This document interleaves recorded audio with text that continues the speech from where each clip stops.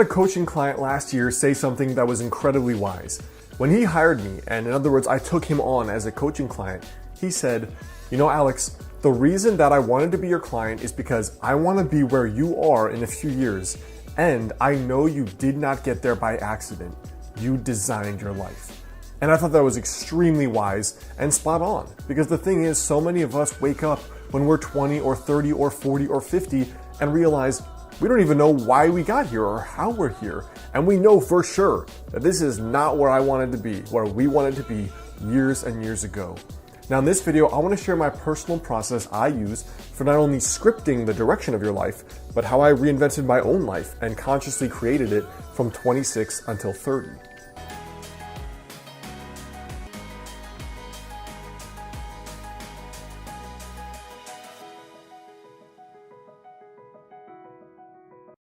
What's up guys, Alex Hine here, author of the book Master the Day. Now in my own life here, really I think that designing your life and making it go forward in the direction you want it to go forward has three parts. And the very first part is the design, the second part is the habits you use or you do on a daily basis, and the third is the follow through or the follow up. In other words, how do you actually stay on track when you get off track? Because half of the game of goal achievement is purely when you get punched in the face, what are you going to do differently to get back up and get back in the fight?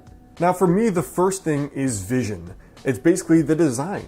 You know, if you just sit down for a day, you pour a coffee, you get out a piece of paper and you write down what would be the coolest thing that could happen over the next 5 years in my life. If you just do that, you are already ahead of 99% of humanity who show up with no game plan, no vision for the future, no clue what they would like to create besides, you know, I would like more money, or I'd like that girl or that guy, or I'd like a nicer car. There's almost no consciousness or conscious energy given to thinking about what do I want to build in the future? Like what consciously and concretely do I want to improve?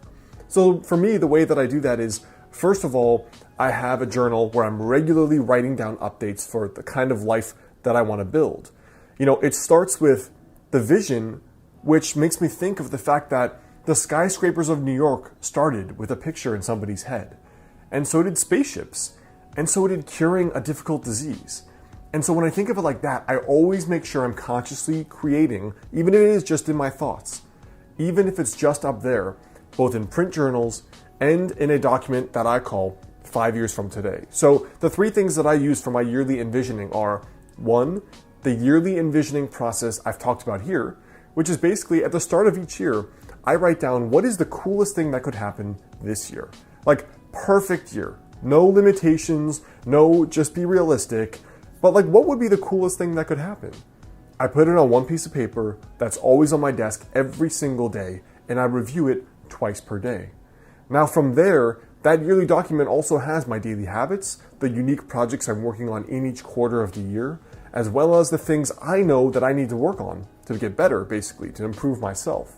The second thing is the pocket journal I carry around. This for me is always to record things that may change about my thinking, ideas I get when I read or listen to podcasts, as well as little intuitive hunches that come up. So if I'm talking to a friend or I'm reading a book and I'm like, wow, that would be an awesome idea. For example, that's where all my books came from. Wouldn't it be cool too? ... I put it down in this little book. It's just a little 3x5 moleskin that I always carry around with me. And then day by day, I can flip through that and be like, you know what? These were those cool things I wanted to basically manifest and create in my own life. Let me just keep a note of them. The second way I do that is by doing a weekly journal page. Now the weekly journal page is just a strategy page, which I talked about in my recent video on journaling for success. And in that strategy page, it's basically, where are you, Alex? Where do you want to be? And are those habits you're doing every day sufficient enough to actually get you there? So the whole point of this journal page is reflection. You're doing this, are you still on track? If not, what has to change? And then finally, I have this little journal notebook, a digital notebook in Evernote, and it just says 5 years from today. Now, I don't really stick with that idea of 5 years from today, but the point for me is, where do I want to go? In what direction? It could be as simple as moving. Like I know I'm moving to California after I'm done with my doctorate in Portland. It could be as simple as the relationship you want to be in. For example, I'm 30. I know that I want to be married by 35, so I can have that there. I know that I want to have a private practice and a traditionally published book and 3-4 vacations per year. I put all of that down where I don't know how I'm going to make it happen yet, but it will happen for sure. I haven't quite fleshed out the process. The point is that you're putting trajectories in your brain and in your subconscious. And when you check that every once in a while, you're kind of like, oh yeah, I knew I wanted to do that, but all right, let's start thinking about how I can actually do it. And almost all of those things come true for me, especially if you regularly review that. Now, the second piece here is your habits. So the daily action steps that you're gonna actually do to make that a reality. Now, I've shared this philosophy many times. It makes up the bulk of my book, Master the Day. But the point is that you think about the goals you wanna reach, and then you have to break them down. Forget the goal, but break it down into a daily habit. So with fitness, you forget losing 30 pounds. The habit is cook every day, go to the gym 20 minutes a day. You want to write a book, you forget having written a book, you put down the habit, write 500 words a day. You want to be in an amazing relationship in 2 years, you forget that goal, you put the habit, I'm going to go out to 4 events where I might meet like-minded people. And that's your daily habit. So you bring it back to, what do I have to do today? Now, the way I track that is a combination of ways. So not only in that yearly visioning document do I put that, I also record it in Evernote. And the reason I do that is because every Thursday, I have a 30 to 45 minute mastermind call. Now, I've had a personal mastermind for over 4 years now, every single week. And it's basically started when I started my business because that was so difficult for me. But it progressed to, like, are you happy? Are you building the life you want? Is your ladder up against the right wall, as the saying goes? Because you might climb the ladder of success and realize you climbed the wrong ladder and you're not where you want to be. So it's also about conscious goal setting and being crystal clear on the path forward, making sure you're going down the right path you want to be down. So I actually have a maximum of 3 goals per year and then 3 habits per goal. For example, the goals are often much more complex than you think. Like, let's say you've only been sleeping 5 hours a night.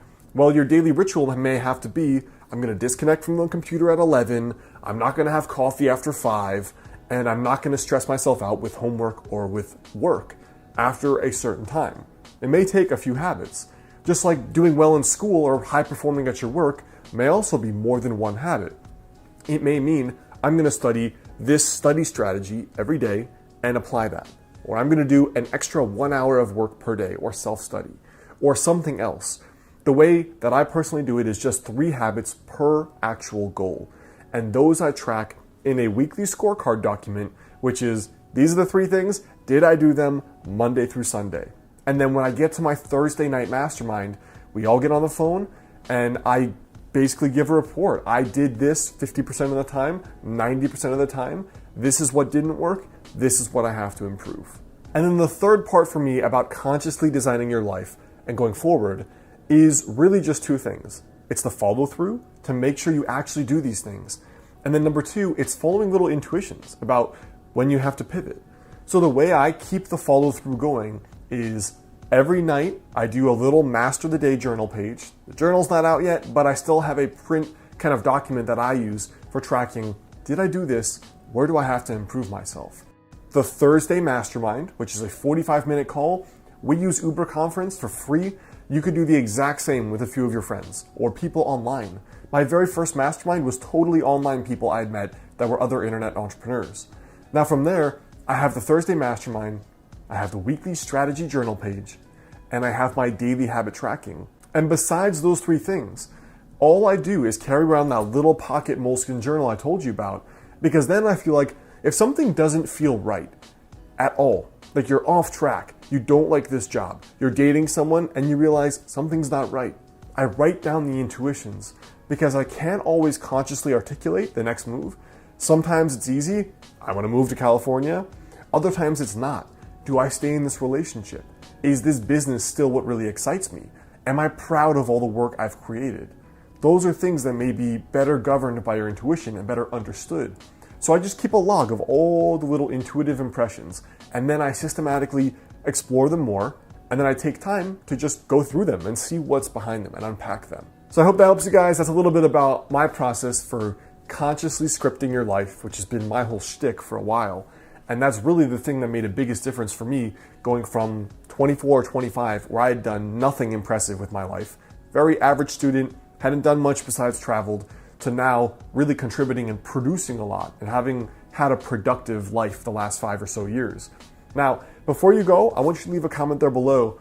Let me know for you, if you could consciously script your life, what would be the first thing you think is important? Hey guys, well, one of the things that goes along with being in sage mode, like I talk about here, is being calm and being sage. Now, the Biomat is a pad you can put on your bed or on the floor, which uses technology that was actually discovered by NASA to help you reduce stress and fatigue. Now, it produces negative ions, which are considered nature's energizer. And these negative ions you can find in abundance in places like forests and mountains, waterfalls, and oceans. Now, the Biomat in particular is comprised of 3 parts that helps you have that stress relief and that fatigue relief. Now, the Biomat can also help with pain relief and circulation. It is FDA cleared, and one of the cool things is that it profoundly affects both the nervous system while also promoting deep relaxation. So it kind of has this dual energizing and relaxing effect. Also, the people at the Biomat store recommend and encourage you to call for personalized customer service and advice. It's kind of unique among companies now that basically don't want to deal with you, so that is worth investigating as well. And like some customers have said, it's really restorative. So a direct quote from one person was that it's the world's greatest power nap. Check out the Biomat link here on the screen or in the description box there below if you'd like to find out more information on it.